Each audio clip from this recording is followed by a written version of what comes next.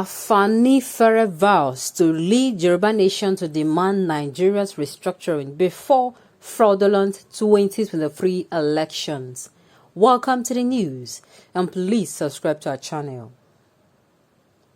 The 93-year-old chieftain said this while addressing the press at the Wheat Baker Hotel in the Ikoyi area of Lagos State on Thursday. Now the news in detail. Leader of Yoruba's socio-political group Afenifere, Chief Ayo Adebanjo, has said the organization will champion the demand for restructuring of Nigeria on behalf of Yoruba people before the 2023 general elections. The 93-year-old chieftain said this while addressing the press at the Wheat Baker Hotel in the Ikoyi area of Lagos on Thursday.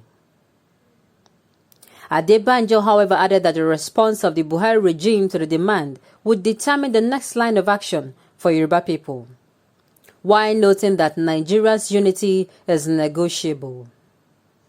He said the world would appear to be tired of Nigeria, and the preoccupation of the world is fixed on the containment of a nuisance that we have become. Because if the world has any care left for us, and how has it found the grace of condonement, acquiescence, and obvious complicity? How has the cause of liberty been promoted in Nigeria by the British and the Americans? With all of their eyes in the Nigerian skies, what did they see on the 20th of October at Lekki? The Western world has found accommodation for evil in Nigeria. But if Harold Smith is to be believed, the renation of Nigeria by the British is not an accident. It is by design. Let it be heard loud and clear, Afenifere shall be leading the Yoruba nation to demand substantial restructuring before any fraudulent election might be held in 2023. And the response of the Buharist regime to these equitable demands for restructuring the country along federalist lines in order to restore it to its roots and original agreements shall go a long way in shaping the position of the Yoruba people in the future. But let it be heard loud and clear, Nigeria is not only negotiable, it is evidently dying. General Yakubu Gowon retired to keep Nigeria one. Is it for the Fulani to dominate other ethnic nationalities? General Olusegun Obasanjo retired. Nigeria unity is non-negotiable. For the Yorubas to be under Fulani domination? Your Eminence Alhaji Muhammad Saad Abubakar, Sultan of Sokoto, General Abdulsalami Abubakar retired. Bishop Kuka, can we have peace without equity and justice? Certainly, the answer to the last statement is no. There is no way Nigeria can have unity without equity and justice. Quote me anywhere. Without justice, without fairness, without equity, Nigeria cannot remain united. For Nigeria to be united, these three factors are the main, things are the main players in the game. There must be equity, there must be fairness, there must be justice before you start talking of true federalism, before you start to talk about the supremacy of the law or the rule of law, before you start talking about regional development. All these things, because we have tried all various things that is not working. So there's time, instead of you to keep repeating the same thing and getting the same results, you are going to now try something new, so that at the end of the day, you see if the desired result is going to be gotten. Yes, you cannot continue to try one particular route when there are other routes, saying that that particular route must take you to where you're going. In doing that, you waste your time, you waste resources. All those that you began a journey with, or maybe they even started moving after you, they would have gotten to their developed countries. Look at developed countries. Look at them. All the people that are being referred to as third world countries. If you see how they are working tirelessly to make sure that they leave the phrase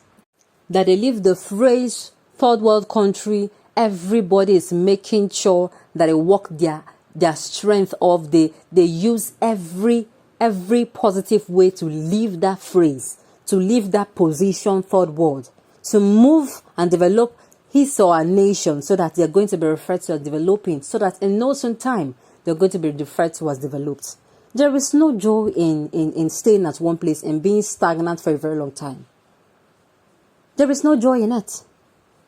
A lot of things now, look at these three things now, is the things that these people, both the Yoruba nation, both the Biafran nation, even the protesters that protested at the Lekki toll gate. Yes, police brutality was one of the main points, but if you watch or read the protest and videos from it, and you know the news, you will see that the placards, it was more than police brutality. Police brutality was a faction. It was just, it means injustice, yeah? It means injustice because these people will come harass you, tell you they will kill you, tell you they will shoot you, and nothing will happen.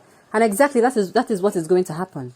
They will shoot you and nothing will happen. Why? Because we live in a very in a country that injustice dwells in. Justice has scampered away through the window.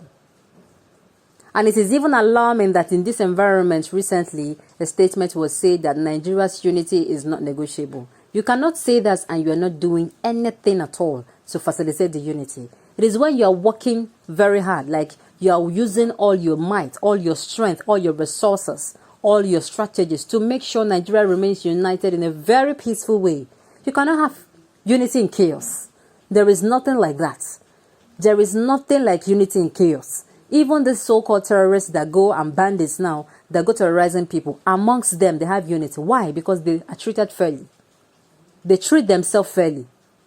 So these people now, they are together because why? Because they're treating themselves fairly, there's justice among them, and there's fairness among them. If not, the minute they start having issues, to tell you the truth, the federal government, if they really are working to break these people now, to make sure that they are crushed, in the twinkle of an eye, when they start having issues, when one person is feeling, it's like I'm being used, it's like I'm intimidated, I'm the one always doing this, the minute that happens, if one of them just pulls out and says, see, I'm going to sell you out, and sells them out, finish. That is just it. So if you want Nigeria to be united, and if you want this country to come back to not even coming back, we should be better. We should not look back at our old days and say, no, we want to go back. We should be looking forward and say, we have not, let us work hard and pass that thing you call good old days. So at the end of the day, the future generation, the future Nigerians will come in and say, yes, these people really, really did well. And of course, this current administration is not acting in a way that we say, okay, these people really, really want the betterment of Nigeria, or they want Nigeria to be in a better place before they leave. So it is, the Yoruba nation has woken up. I hope others will wake up. Because if you still believe that you are fine and you're okay, that the government loves you or have your interests at heart, I am sorry to break it to you that there is no such thing. These people are out for themselves alone. They only want themselves. Just the way capitalists behave, that is the way this government behaves. And that is it. On those notes, we have come to the end of the news. We say thank you for tuning in to listen. Until I come your way next time, enjoy the rest of your day.